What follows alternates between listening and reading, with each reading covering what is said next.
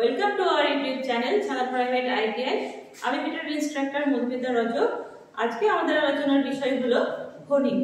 হোনিং কি? হোনিং হলো এক প্রকার সারফেস ফিনিশিং প্রসেস, যার সাহায্যে আমরা কি করতে পারি, কোনো সিলিন্ড্রিক্যাল হোলে আমরা সারফেসটা সুপার ফিনিশিং করা যায়। আমি এর আগে ল্যাপিং নিয়ে আলোচনা করেছি, যা কেউ যদি না দেখে থাকো তাহলে দেখে নেবে, তাহলে বুঝতে সুবিধা হবে। ল্যাপিং যেমন এক ধরনের সারফেস ফিনিশিং প্রসেস, সেই রকমই হোনিংও কিন্তু হলো এক ধরনের সারফেস ফিনিশিং প্রসেস। এর সাহায্যে আমরা কি করতে পারি, না আমি বললাম যে কোনো হলো সিলিন্ড্রিক্যাল জবে আমাদের কিন্তু সারফেসটাকে সুপার ফিনিশিং করা যায়।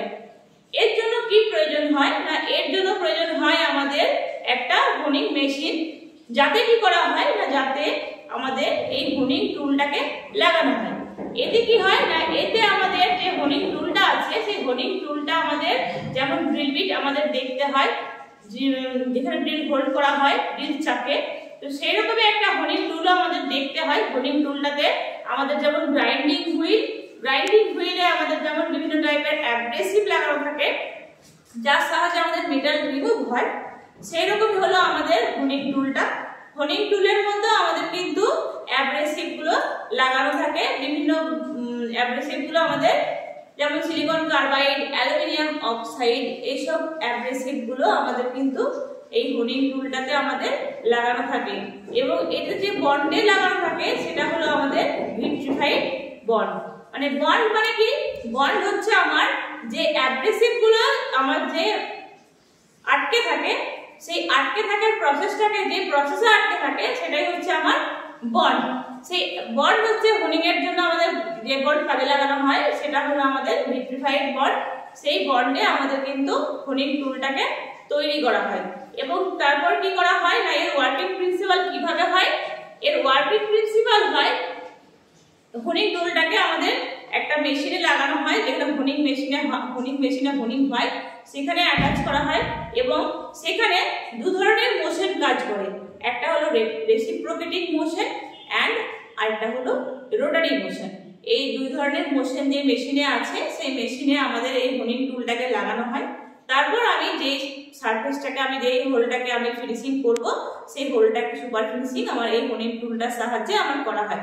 দুটো রকম মোশন আমাদের কাজে লাগানো হয়, রোটারি মোশন এবং রেসিপ্রোকেটিং মোশন। তাহলে দেখে নিই এখানে কি লেখা আছে, না honing is a super finishing process of removing stock from metallic and non-metallic surfaces in which abrasive stick is used as a tool। তাহলে হোনিং হলো একটা সুপার ফিনিশিং প্রসেস, যেখানে কি করা হচ্ছে, না অ্যাব্রেসিভ স্টিক সে কি করা হয়, এখানে মেটালিক ও নন মেটালিক দু ধরনের আমার কিন্তু জবের মধ্যে কাজ করা হয়। আর এখানে কি হয়, না abrasive stick is used as a tool. যে টুলটা ব্যবহার করা হয় তাতে অ্যাব্রেসিভ স্টিক লাগানো থাকে। কি কি ধরনের অ্যাব্রেসিভ থাকে? Silicon carbide, aluminium oxide, diamond, এইসব অ্যাব্রেসিভ আমাদের ব্যবহার করা হয়। আর কি, না এর অ্যাপ্লিকেশন কি, এটা কোথায় ব্যবহার করা হয়? এটা ব্যবহার করা হয় engine cylinder, bearing board, boards of any size, length, blind or through. এটা তাহলে ইঞ্জিন সিলিন্ডারে বিয়ারিং বলে, এবং যে কোনো ব্লাইন্ড হোল হোক বা থ্রু হোল।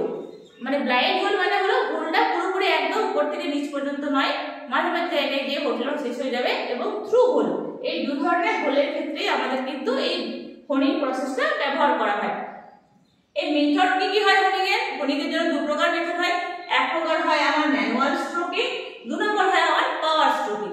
ম্যানুয়াল স্ট্রোকিং এবং পাওয়ার স্ট্রোকিং। এই ম্যানুয়াল স্ট্রোকিং এ যেখানে কোথায় করা হয়, না যেখানে আমাদের মানে অ্যালাউন্সটা যেখানে আমাদের কম লাগে বা খুব প্রিসিশন হওয়ার আমার হয়তো প্রয়োজন নেই, সেখানে হয়তো আমার ম্যানুয়াল স্ট্রোকিংটা ব্যবহার করা হয়। আর পাওয়ার স্ট্রোকিংটা কোথায় ব্যবহার করা হয়, না পাওয়ার স্ট্রোকিংটা আমাদের যখন মানে বড় বা ছোট যে কোনো ধরনের জবের ক্ষেত্রে আমাদের এই পাওয়ার স্ট্রোকিংটা ব্যবহার করা হয়ে থাকে।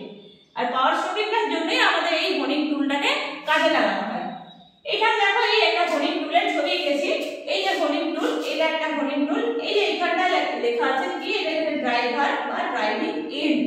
এইখানটায় আমার কিন্তু যে হোনিং মেশিন আছে, সেই হোনিং মেশিনের স্পিন্ডলে এইখানটায় অ্যাটাচ করা থাকে। এবং এইখানে দেখো এইটা হচ্ছে আমার যে টুলটা কাটে, সেই টুলটা হচ্ছে এই জায়গাটা। এইখানটায় দেখো এই যে বন্ডেড অ্যাব্রেসিভ স্টিকস বলে লেখা আছে, পয়েন্ট করা আছে, এগুলো হলো অ্যাব্রেসিভ স্টিক। এটা কি কি অ্যাব্রেসিভ ব্যবহার করা হয়, বলা হলো কি, সিলিকন কার্বাইড, অ্যালুমিনিয়াম অক্সাইড,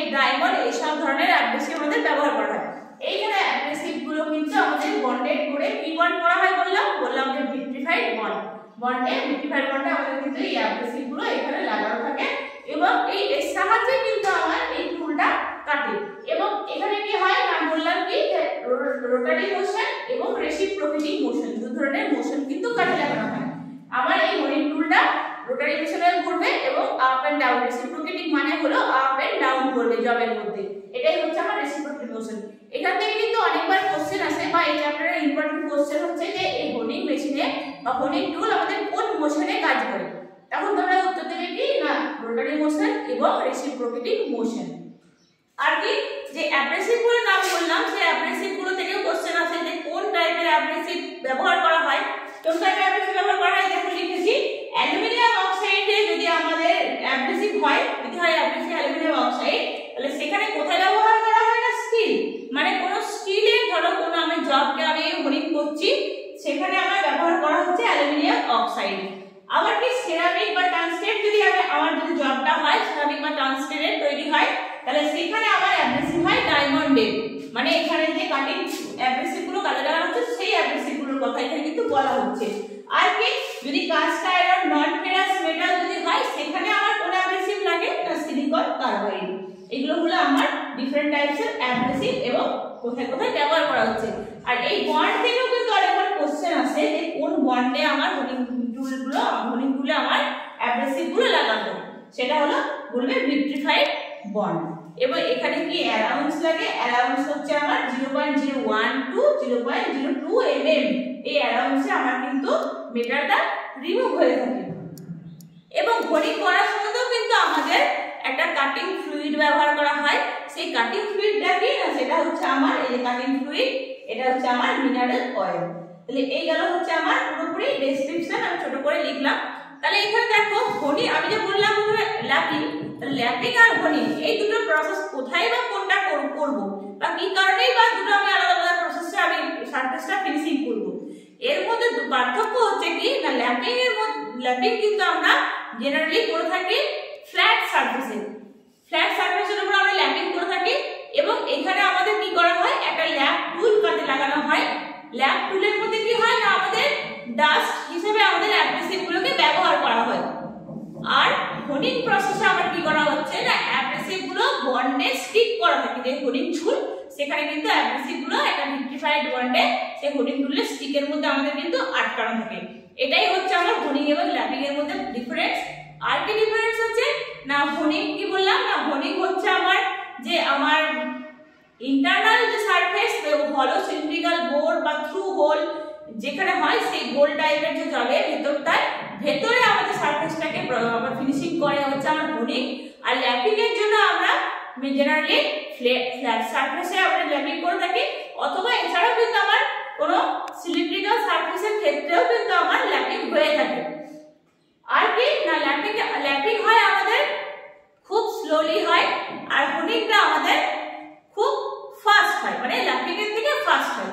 যেহেতু ল্যাপিংটা আমার স্লোলি হচ্ছে সেখানে আমার হিট জেনারেটটা কিন্তু কম হচ্ছে, আর হোনিংটা যেহেতু আমার একটু ফাস্ট হচ্ছে সেখানে আমার হিট জেনারেশনটা একটু বেশি হচ্ছে। তাহলে এই হচ্ছে আমার ল্যাপিং এবং হোনিং এর মধ্যে সাধারণ পার্থক্য। এখানে আমি শেষ করলাম।